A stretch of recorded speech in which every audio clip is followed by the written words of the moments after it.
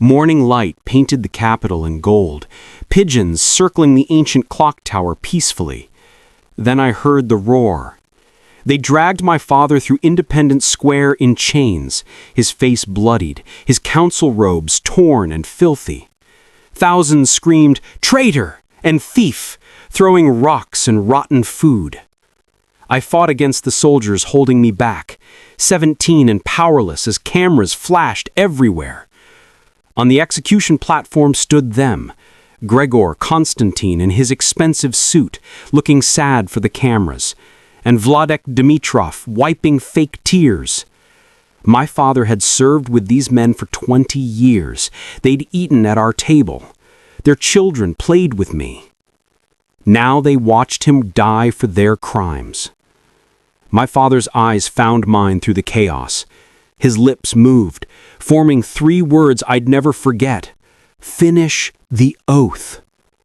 Then Gregor gave the signal. The gunshot echoed across the square. My father's body dropped. The crowd cheered. I screamed until my throat bled. My name is Alexander Voronov. That morning, I lost my father. But I gained something else. A purpose that would take 14 years to complete and destroy 2 of the most powerful families in our nation's history. Let me tell you how it all began, 2 centuries before I was born. The year was 1823. My great-great-great-grandfather, Dmitry Voronov, was a farmer watching his 3rd child die of starvation. Gregor's ancestor, Piotr Constantine, was a failed merchant drowning in debt. Vladek's forefather, Antonin Dimitrov, was a blacksmith who'd lost everything to corrupt tax collectors. 3 desperate men with nothing left to lose. They found each other in a tavern, sharing their hatred of the noble families who ruled our region like tyrants. An old woman overheard them. She approached their table with an offer that sounded insane. The Crimson Brotherhood can give you power beyond imagination, but the price is eternal. She led them to ruins outside the city, down stone steps into chambers older than memory. Hooded figures waited in candlelight. The terms were clear. Mix your blood as brothers. Bind your families together forever. Serve the people with justice and the brotherhood with loyalty. Perform the sacred rituals without fail. In return, within 1 generation, your descendants would rise to rule. The 3 men looked at their calloused, empty hands.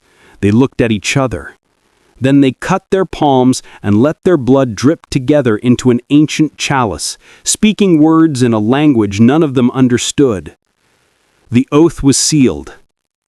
I grew up in a modest house on Riverside Avenue, while the Constantine family lived in a mansion with 12 bedrooms, and the Dimitrovs owned a villa with a private lake. My father, Nikolai Voronov, woke at 5 every morning to visit families struggling to pay rent, fought in council meetings for fair wages, and personally reviewed every complaint from citizens who felt ignored. The other council members called him the people's fool. But they didn't know about the basement.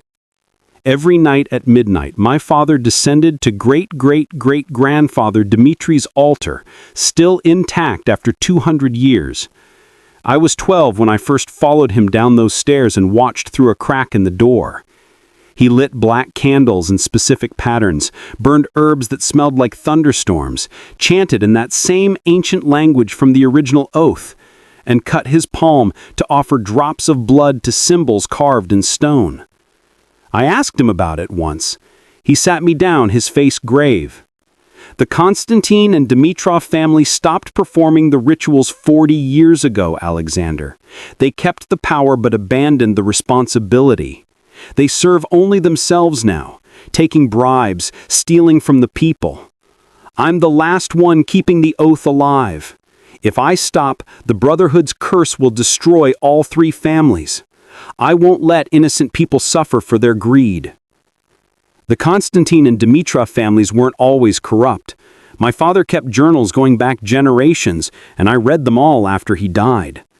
In the beginning, all 3 families honored the pact. They built our capital from ruins into a thriving city.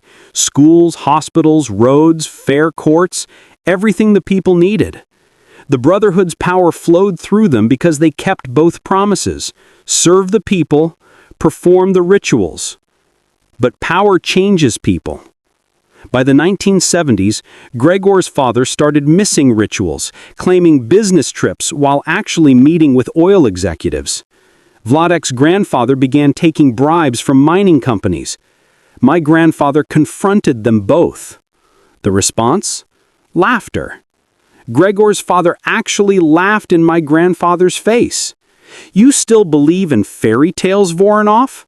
The rituals are nonsense, superstitious peasant garbage. We made our own success through intelligence, not magic." My grandfather warned them about the curse written into the original oath. They laughed harder. "Let your invisible demons come," Vladek's grandfather had said, lighting a cigar with a $100 bill. "We'll be too rich to care." My grandfather died of a heart attack 3 months later, trying to maintain the rituals alone. My father inherited the burden at age 23. I was 10 when I first met Gregor Konstantin's son, Maxim. Our fathers brought us to a council charity event, hoping we'd be friends. Maxim arrived in a limousine, wearing a designer suit that cost more than our monthly rent. He looked at my second-hand shoes and smirked. "Your family still lives on Riverside?" he asked, his voice dripping with amusement. "My dog's house is bigger than that neighborhood." I wanted to punch him. My father's hand on my shoulder stopped me. Vladek Dimitrov's son Yevgeny joined us, equally dressed in luxury. "At least Maxim's family earned their wealth through smart business," Yevgeny said, grinning. "The Voronovs are rich in, what, principles?" He and Maxim burst out laughing, high-fiving each other. My father smiled politely, as he always did. But I saw something in his eyes that night, a deep, tired sadness. He knew what I didn't understand yet. These families were doomed. The curse was already working, slow and invisible, eating away at their foundations. He was the only thing holding back total catastrophe, and they mocked him for it. That night, I asked my father why he didn't fight back. He said, "Because the Brotherhood will fight for me, eventually. Justice always comes." The final confrontation happened 3 months before my father's execution. I was 17, hiding outside the council chamber, listening through a ventilation shaft. My father had called an emergency meeting, his voice shaking with urgency as he laid out evidence on the table. "Gregor, your family has embezzled $73 million from public education funds over 5 years, my father said. Vladek, yours accepted bribes totaling $40 million to approve mining operations that are poisoning our water supply. Children are getting sick. People are dying." Silence. Then Gregor started laughing. Not a polite chuckle, a full, mocking belly laugh that echoed through the chamber. "Oh, Nikolai," Gregor said, wiping tears from his eyes, "you're adorable. You actually think anyone cares about your little investigation?" Vladek joined the laughter. "The people love us, Voronov. We throw them parades and festivals. We give speeches about progress. They don't care where the money goes." My father slammed his fist on the table. "The Brotherhood cares. You've broken the oath. Neither of you has performed a ritual in decades. The curse is already manifesting. Your families are dying young. Unexplained accidents. Madness." Maxime Constantine, sitting beside his father, laughed so hard he nearly fell from his chair. Listen to him, still babbling about magic curses like a medieval peasant. Gregor leaned forward, his laughter dying into something cold and dangerous. "Here's what's going to happen, Nikolai. We have documents, very convincing documents showing that you're the corrupt one. Bank accounts in your name, offshore holdings, cash transactions, all fabricated, of course, but the media won't care. They'll eat it up." My father's face went pale. "You wouldn't." "We already have," Vladek said, grinning. "The arrest warrant is ready. We're just deciding when to use it. Maybe we'll be merciful if you shut up about your fairy tale oath and your imaginary brotherhood." Yevgeny pulled out his phone, showing my father something that made him stumble backward. "We've also got photos of Alexander, your son, 17, right? Would be a shame if something happened to him while you're in prison awaiting trial." The threat against me changed everything. My father straightened, and when he spoke, his voice carried a weight I'd never heard before. "You think killing me ends this? You think framing me saves you?" He laughed then, not from humor, but from some deep, dark knowing. "I've been the buffer, you fools. I've been performing enough rituals to slow the curse, to give you time to repent. Kill me, and there's no buffer. The Brotherhood's full wrath will fall on your families, your children, your bloodlines, everything." Gregor waved dismissively. "Arrest him tomorrow," he told Vladek. "I'm bored of this." They came from my father at dawn, exactly as promised. News crews were already positioned outside our house. They'd been tipped off, of course. Maximum humiliation.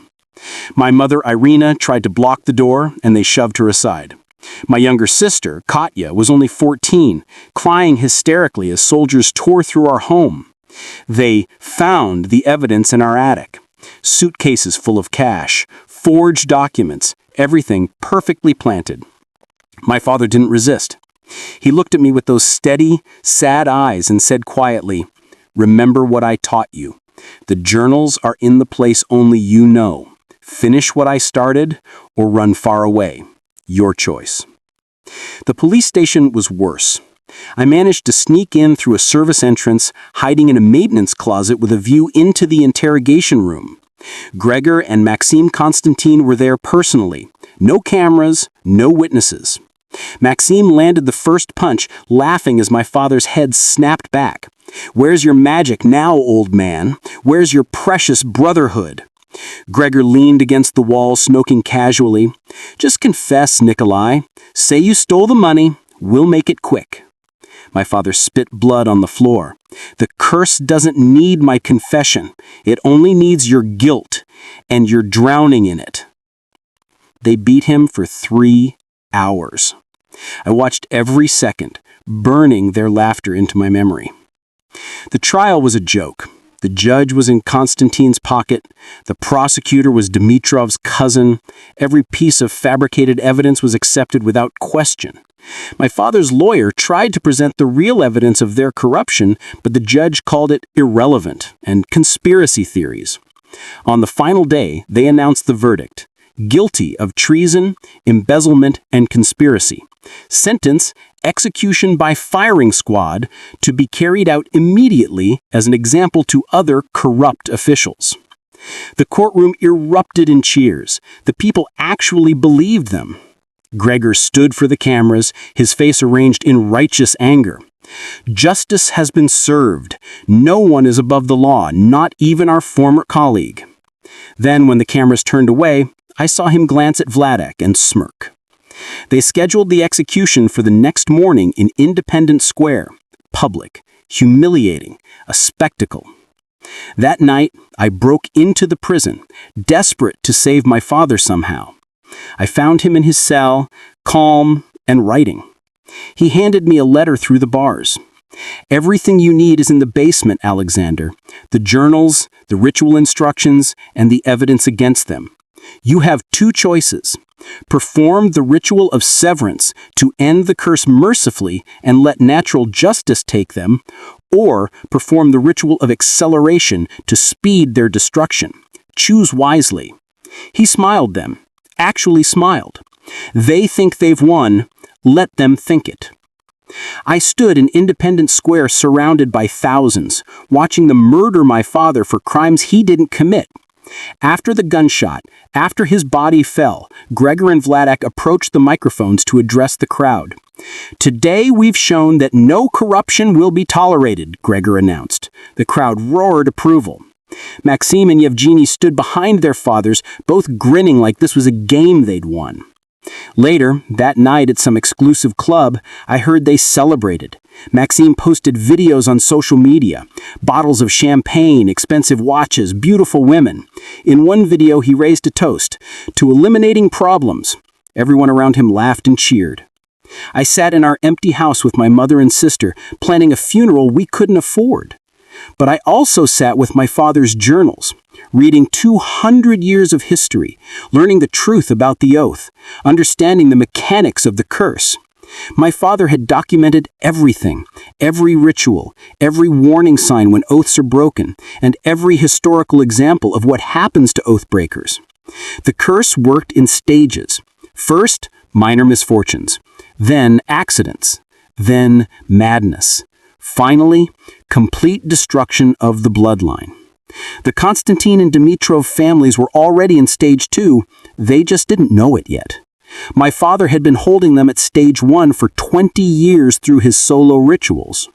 Now that buffer was gone, I made my decision that night. Not the ritual of severance, the ritual of acceleration. They wanted to destroy my family, I'd erase theirs.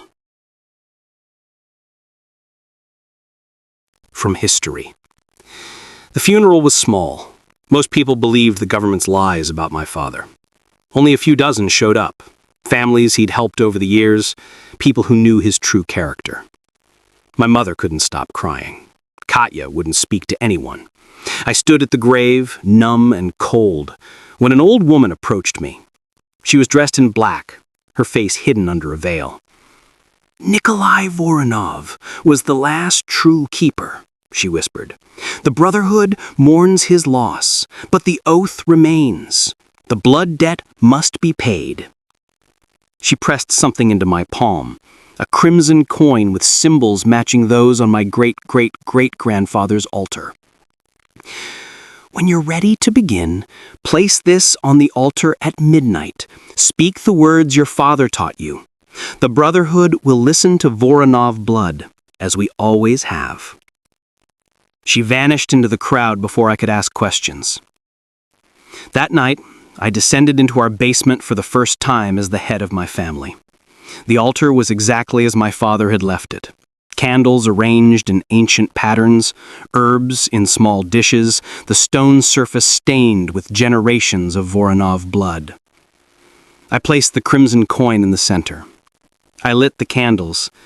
I began to speak the words from my father's journals, the same words Dmitry Voronov had spoken in 1823.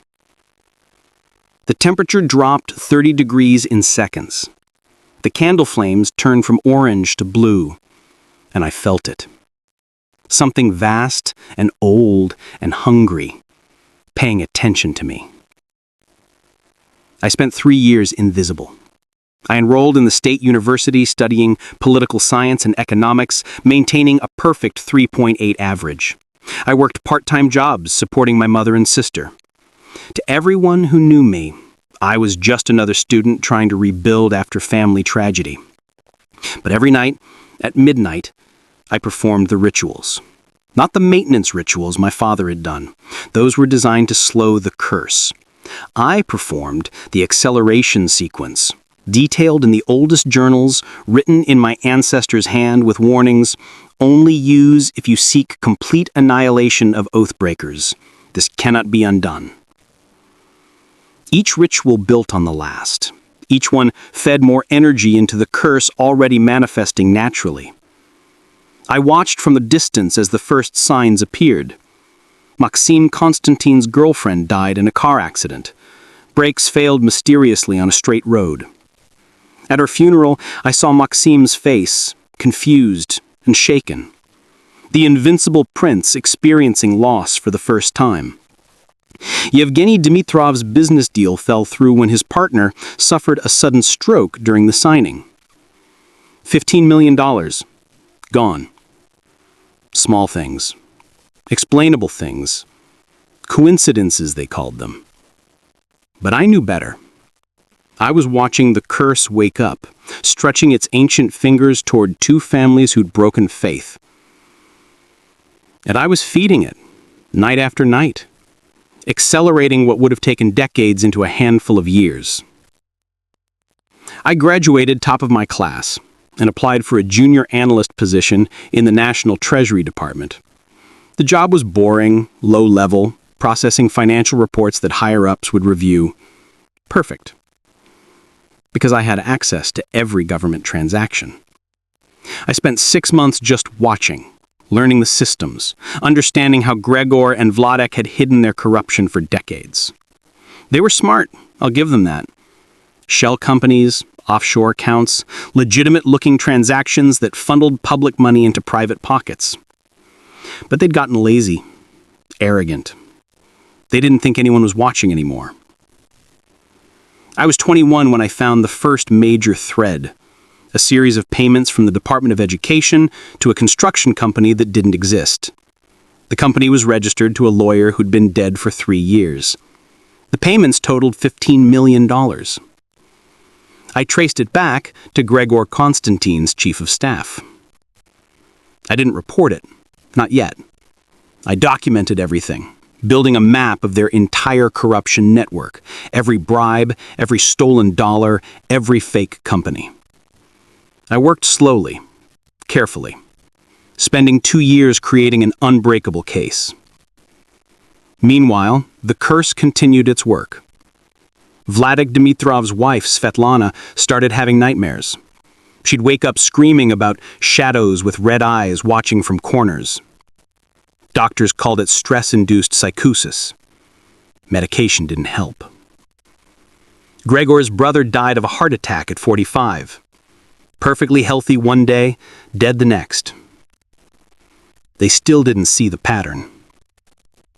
The night I completed my documentation of their crimes, I performed the 7th acceleration ritual, the point of no return according to my ancestors' warnings. This ritual required more than herbs and candles.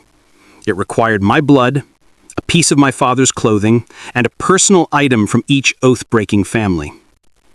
I'd stolen Maxim's watch during a government function. I'd taken a pen from Yevgeny's office. Small things. They'd never miss. I placed them on the altar, cut my palm deep, let my blood drip onto the items while speaking words that hurt my throat to pronounce. The basement filled with the smell of copper and smoke. The candles exploded into pillars of blue flame. And I heard it. A voice like grinding stone, ancient and merciless. The debt is acknowledged. The acceleration is granted. The oath-breakers will fall. Their bloodlines will end. Do you accept the cost? What cost? I whispered. The keeper becomes the instrument. Your life will be bound to this vengeance. You will know no peace until they are destroyed. Do you accept?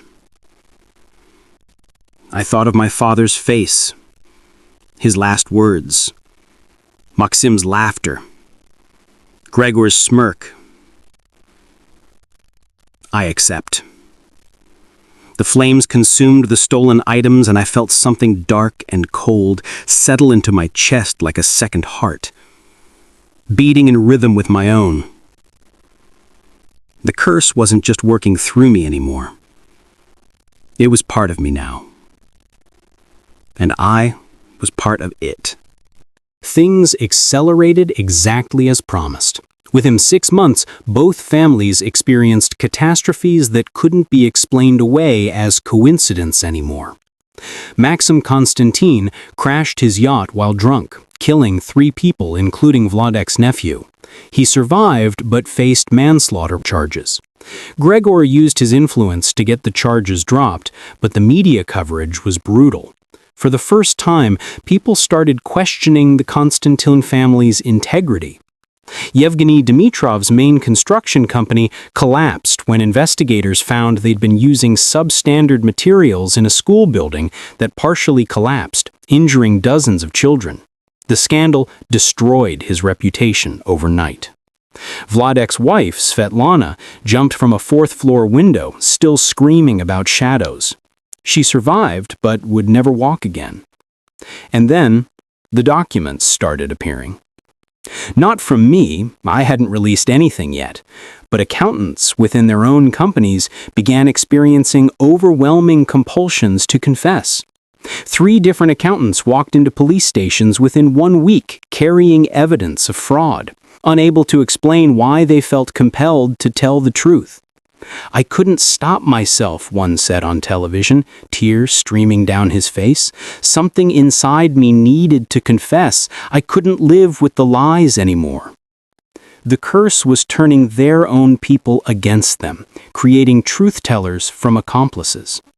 I watched it all from my tiny apartment, performing the rituals, feeding the acceleration, becoming more and more intertwined with the ancient force destroying them. I was 23 when it happened, the moment I'd been waiting for. A council seat opened up when one of the older members died. There was a special election. I submitted my name as a candidate, knowing I'd never win. But I didn't need to win. I needed the platform. During the televised debate, I stood at the podium in my father's old suit, facing Gregor and Vladek, who sat in the audience, barely paying attention to the nobody candidate. 17 years ago, I began, my voice steady, my father was executed in Independence Square for crimes he didn't commit. The real criminals are sitting in this room right now. The moderator tried to cut me off. I ignored him.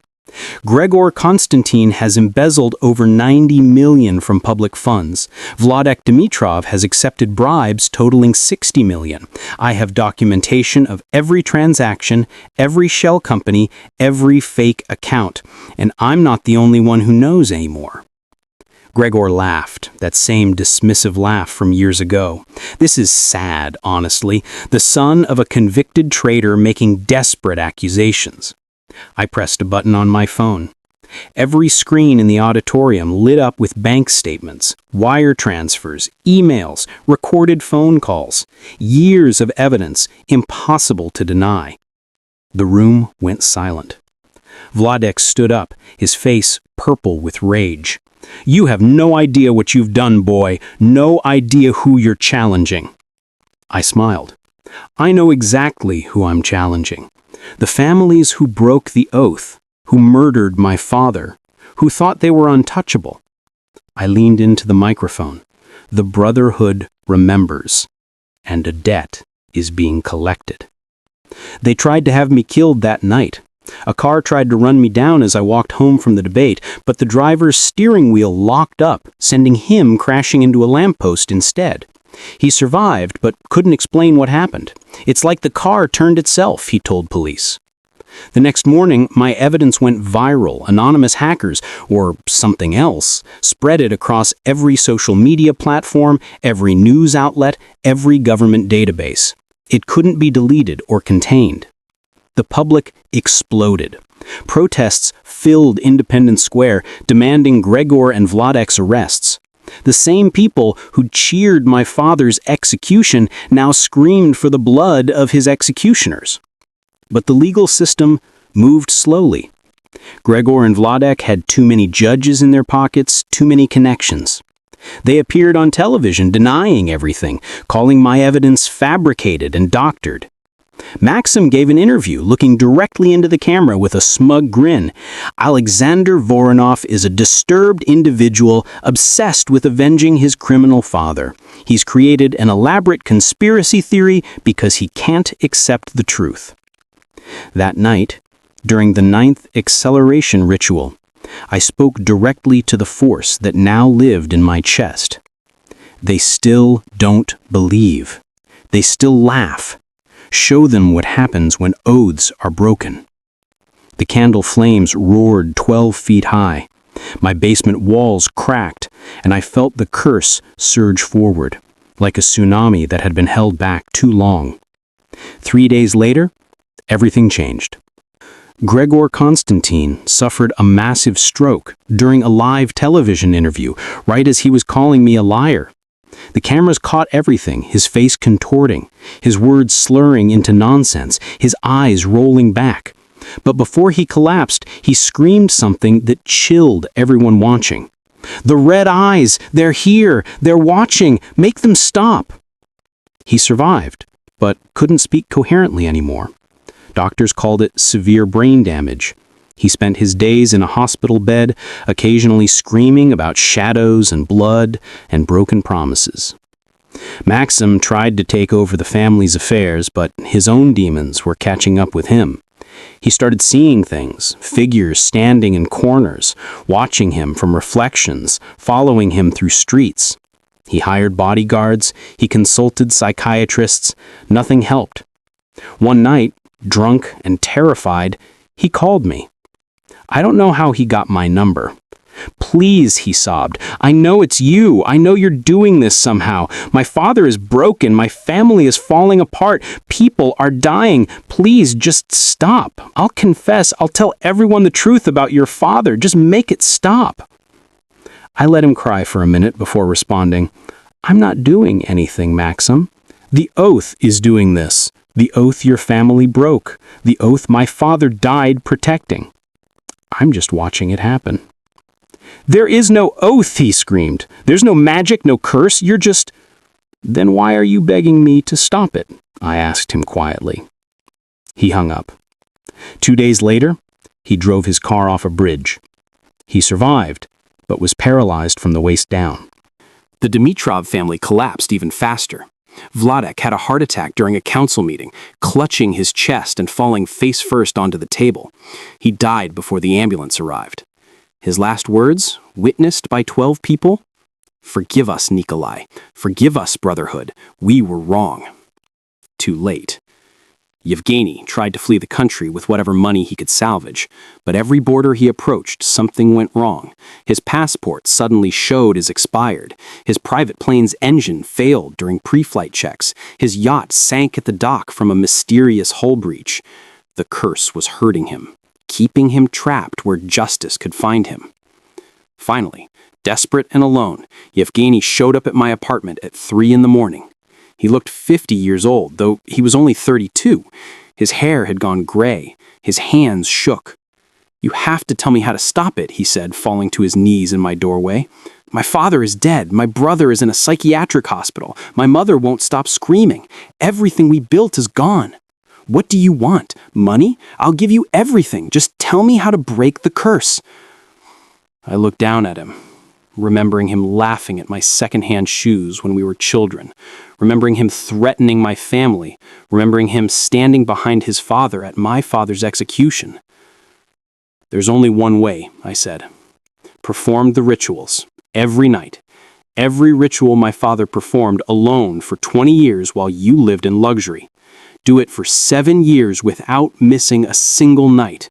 Maybe the Brotherhood will show mercy." His face crumpled. 7 years? My father did it for 20, alone, while you mocked him. Yevgeny lasted 3 weeks. The rituals required discipline, sacrifice, humility, everything his family had abandoned. He tried, I'll give him that, but on night 22, he missed the midnight deadline by 10 minutes, too drunk to function. The curse showed no mercy for incomplete offerings. He died in his sleep that night. The autopsy showed his heart simply stopped. No disease, no injury. It just stopped. The Dimitrov bloodline ended with him. No children, no cousins, no one left to carry the name. The Konstantin family was down to Maxim, paralyzed and losing his mind in a rehabilitation facility. Gregor remained alive but trapped in his broken brain, sometimes lucid enough to understand what he'd lost before slipping back into madness. I was 25 years old. In 8 years, I'd watched the oath destroy 2 of the 3 founding families completely. The public knew them now as the most corrupt politicians in our nation's history.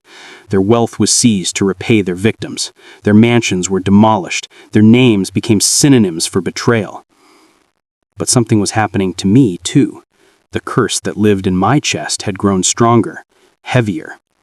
I couldn't sleep without dreaming of the rituals. I couldn't go more than a day without feeling the pull toward the basement altar. I'd become what my father never wanted me to be, not just a keeper of the oath, but a weapon of it. and I wasn't finished yet. I was appointed to the council at age 26, the youngest member in history. The people loved me, seeing me as the son who'd exposed corruption and avenged his father's wrongful death. They didn't know about the rituals, the acceleration, the ancient force that now controlled as much of my life as I controlled of it. My first act as council member was to establish the Nikolai Voronov Foundation for Justice Reform, funded by the seized assets of the Konstantin and Dimitrov families. Schools, hospitals, legal aid for the poor, everything my father had fought for. His name was cleared officially. Statues were erected. The square where he was executed was renamed Voronov Square. But I stood at the unveiling ceremony, surrounded by cheering crowds, and felt nothing. The curse had hollowed me out, replacing emotions with purpose, love with vengeance, humanity with something colder. My mother noticed. "Alexander," she said one evening, holding my face in her hands, "you've won. Your father's name is restored. The corrupt families are destroyed. You can rest now." But I couldn't. The rituals called to me every midnight like a physical need. The curse demanded maintenance, attention, feeding. I'd bound myself to this path 8 years ago. There was no walking away. That night, performing the maintenance ritual for the first time since my father's death, I understood what he meant about the burden. This wasn't just about revenge anymore. The oath itself needed a keeper. The balance required someone to stand between the Brotherhood's power and the world. I was that person now, for better or for worse, for the rest of my life. Strange things began happening across our nation. Other corrupt officials, people unconnected to the Konstantin or Dimitrov families, started experiencing the same pattern of destruction. Mysterious accidents, sudden confessions, inexplicable collapses. At first I thought it was coincidence. Then I realized the truth. The oath had spread. By feeding the curse so much energy, by accelerating it so dramatically, I'd opened a door of even larger prey. The Brotherhood's power was loose in the world now, seeking out oath-breakers of all kinds. Politicians who betrayed public trust, leaders who broke promises, anyone who gained power through sacred means and then abandoned their responsibilities. I tried to stop it. I'd performed the containment ritual from my father's journals, but the force that lived in my chest only laughed, a sound like stone grinding against stone. "You opened this door, Keeper. You fed us. You made us strong. Did you think we only cared about 2 bloodlines? We care about the oath itself. All oaths, all promises, all betrayals." I'd become something I never intended. Not just an avenger, but a catalyst for something ancient and merciless spreading through modern politics like wildfire. And I couldn't stop it. All I could do was maintain the rituals, keep the balance, try to direct the force toward justice rather than chaos. I was 27 years old, and I'd reshaped the world without meaning to. The curse I'd accelerated to destroy my father's killers had become something far larger, far more powerful. My father had tried to warn me. "Choose wisely," he'd written. I'd chosen revenge, and revenge had chosen me back. The final confrontation came on a winter night 3 years later. I was 30, serving my second term on the council, when Maxim Konstantin appeared at my office door. He'd aged terribly, 50-something in appearance, though he was only 35. The paralysis had progressed. He rolled himself in on a wheelchair, but his eyes were clear for the first time in years. "I need to know," he said quietly. "Was it worth it? Destroying us? Becoming this?" He gestured at me, at the way shadows seemed to gather in the corners of my office, at the coldness that had replaced my warmth. I thought about my father, about justice, about the oath, about what I'd become. "Yes," I said, "every second of it." He nodded slowly. "My father died last night. The madness finally took him completely. I'm the last one left, the last Konstantin, and I came to tell you something before I end it." End what? My life. Tonight. But first you need to know. We were going to stop. My father and Vladek. 5 years before they killed your father, they discussed returning to the rituals, honoring the oath again. They were scared. Strange things were already happening. He pulled out an old letter, my father's handwriting on it. Your father wrote this to mine. It's not too late, Gregor. Come back to the Brotherhood. Restore the balance. I'll help you. We can fix this together. My hand shook as I read it. My father had tried to save them, tried to prevent all of this. My father laughed when he read it, called your father weak, convinced Vladek to help frame him instead of accepting his help. So yes, Alexander, you were right to destroy us. We had a chance to choose honor. We chose murder instead. He rolled toward the window. Tell me honestly, does the curse end with me? I could have lied, but he deserved the truth. No. Your bloodline ends, but the curse continues. It's bigger than your family now, bigger than mine. I made it that way. He smiled sadly. Then you didn't just avenge your father. You became the thing he tried to prevent, the curse itself walking in human form. He left my office. I didn't try to stop him. They found his body the next morning at the base of the Konstantin mansion, the same mansion that was being demolished that week. He jumped from the roof where his grandfather once celebrated their power. The Konstantin bloodline ended with him. I stood at Maxim's funeral, the only person there besides the priest. No family left, no friends who'd stood by him through the fall. Just me, and the oath, and the cold winter rain. I should have felt satisfaction, victory, justice served. Instead, I felt the curse tighten around my heart like a fist, reminding me that I was bound to this forever. Every midnight, every ritual, every shadow and every corner, this was my life now. My father had carried this burden with grace, with compassion, trying to save even those who betrayed him. I'd carried it with rage and vengeance, and in doing so I'd become something he never wanted me to be. But the work was done. Both families destroyed, the oath avenged, my father's name restored. The question I couldn't answer: was I the victor in this story, or just another casualty of the curse I accelerated? 5 years later, I'm 35 years old, serving my 3rd term on the council. Our nation has changed dramatically. The corruption that once seemed untouchable now faces consequences. Dozens of officials have fallen to mysterious circumstances after being exposed for betraying public trust.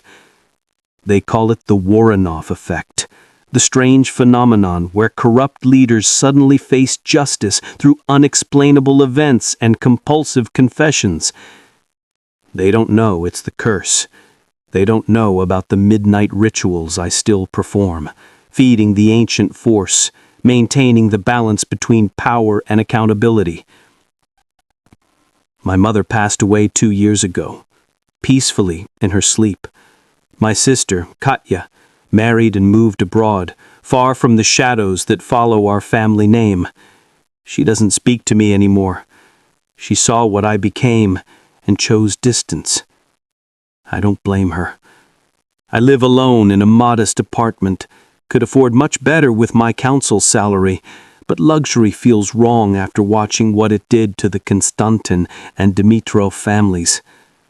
Every night at midnight, I descend into the ritual space I've built in my basement, smaller than my father's but no less powerful. Sometimes during the rituals, I see my father's face in the candle flames.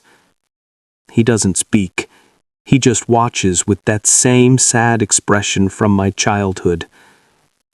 I want to ask him, did I do the right thing? Did I honor your memory or disgrace it? But I know the answer.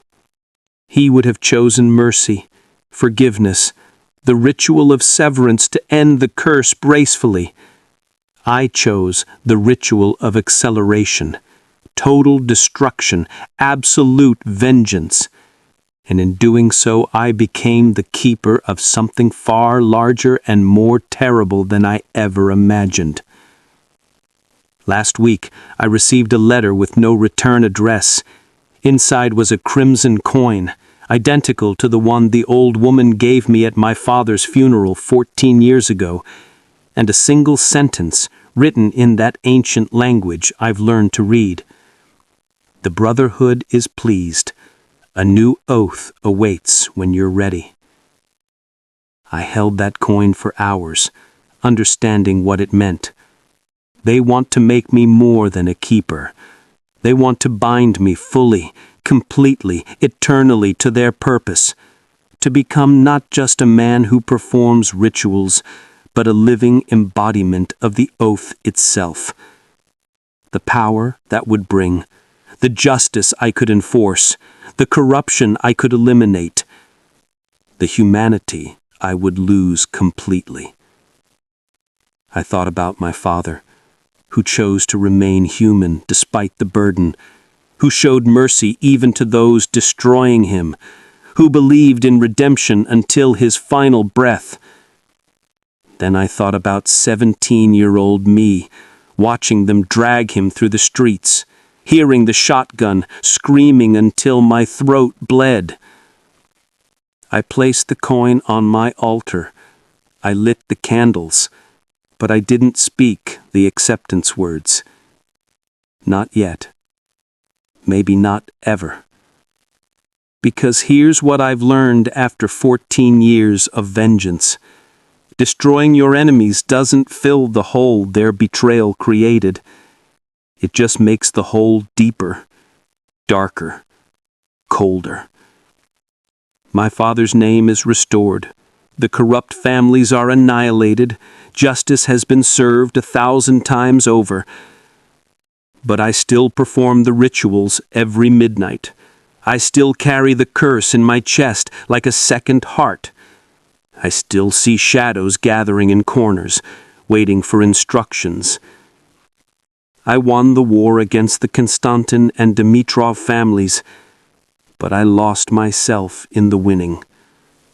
And the Brotherhood waits patiently, knowing that eventually the burden will break what's left of my humanity, and I'll accept that crimson coin and become what they've been grooming me to be since the day I first performed the acceleration ritual.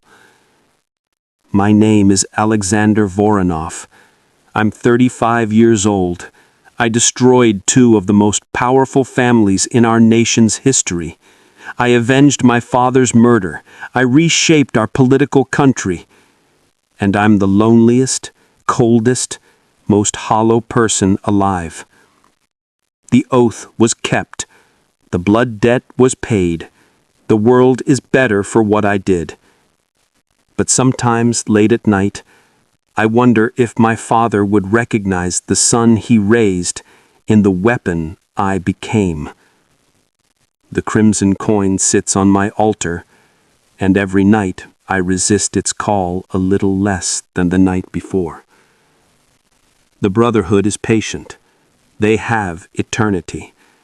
And I have the rest of my life, however long that is, to decide whether to remain Alexander Voronov, broken but human, or become something else entirely. Something ancient, something merciless, something that ensures oaths are never broken again no matter the cost. The choice is mine, for now. But the curse whispers in my chest, and I know the truth. I made my Choice 14 years ago when I performed that first acceleration ritual. Everything since has just been watching it unfold. The oath that shook the world didn't end with the destruction of 2 families. It's only beginning. And I'm the one carrying it forward, whether I want to or not.